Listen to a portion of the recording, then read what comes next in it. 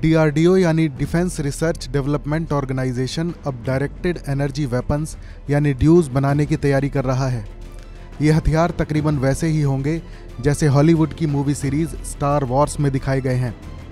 पूरी दुनिया में अब ऐसे हथियारों की होड़ लगी हुई है ताकि दुश्मन का सामना किए बिना ही युद्ध लड़े जा सकें।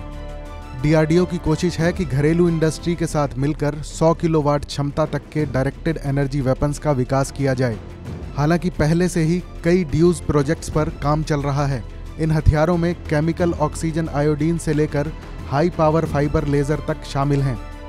जानकारी के मुताबिक डीआरडीओ एक पार्टिकल बीम वेपन काली पर भी काम कर रहा है। तो अब हम आपको बताते हैं कि आखिर ये डायरेक्टेड एनर्जी वेपन्स होते क्या हैं।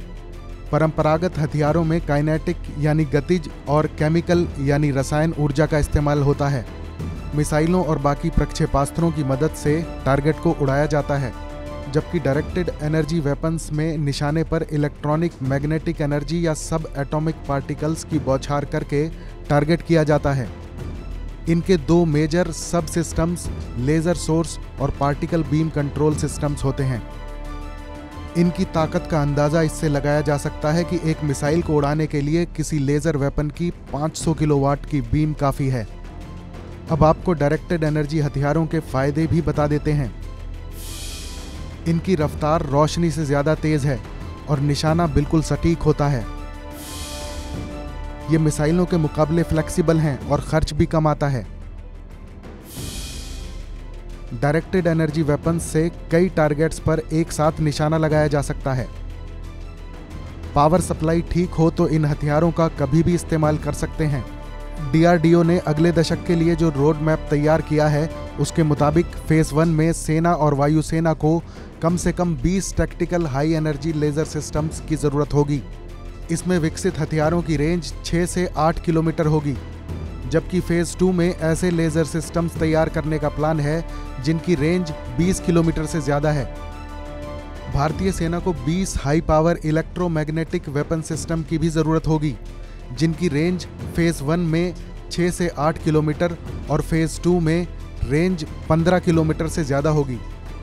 Defence research and development organisation ने 2 एंटी ड्रोन ड्यूज सिस्टम बनाने में कामयाबी हासिल की है, जिनका अब बड़े पैमाने पर उत्पादन शुरू होना है।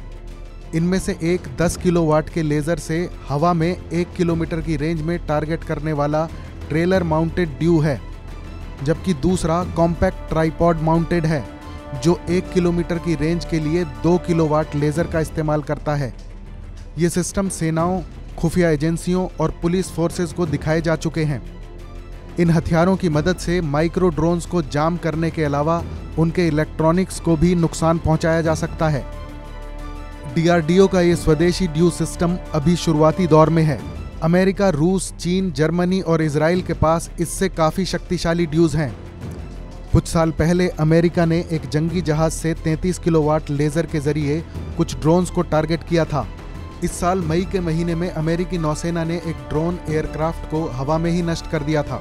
रिपोर्ट्स के मुताबिक अमेरिका अगले 4-5 साल में 300 से 500 किलोवाट के डायरेक्टेड एनर्जी वेपन्स तैनात कर सकता है, जो क्रूज मिसाइलों को उड़ाने में भी सक्षम होंगे। हमारी इस रिपोर्ट पर आपकी क्या राय है, कमेंट सेक्शन में ज़रूर बताएं। देश और दुनिया की बाकी खबरों के लिए देखते रहिए TV9 भारतवर्ष। परवाह देश की, सोमवार से शुक्रवार रात 10 बजे TV9 भारतवर्ष पर।